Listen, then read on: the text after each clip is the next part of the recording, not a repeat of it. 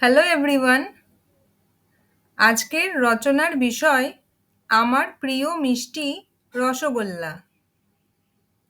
আমি মিষ্টি খেতে খুব ভালোবাসি। সব কিছুর মধ্যে আমার সবচেয়ে প্রিয় মিষ্টি হলো রসগোল্লা। এটি গোলাকার, সাদা রঙের এবং একেবারে নরম হয়। এটি মিষ্টি চিনির শিরায় ভেজানো থাকে। এক কামড় খেলে মুখে একেবারে গলে যায়। ঠান্ডা ঠান্ডা রসগোল্লা খাওয়ার স্বাদই আলাদা। এটা সাধারণত ছানা দিয়ে তৈরি হয়।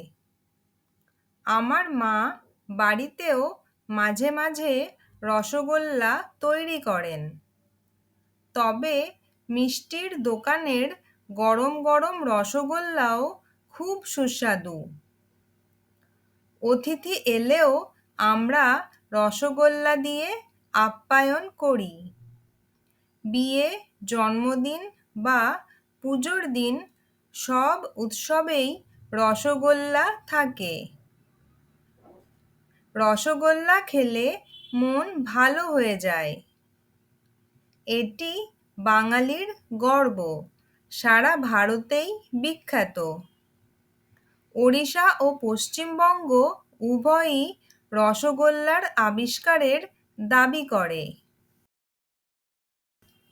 তবে আমি জানি, বাঙালিদের হৃদয়ে রসগোল্লার জায়গা আলাদা।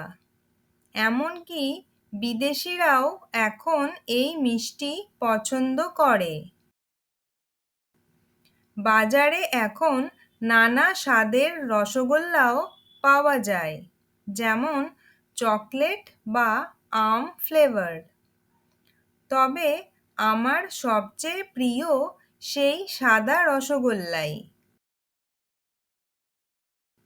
রসগোল্লা শুধু একটা মিষ্টি নয়, একরাশ আনন্দ। তাই রসগোল্লা আমার জীবনের প্রিয়তম মিষ্টি।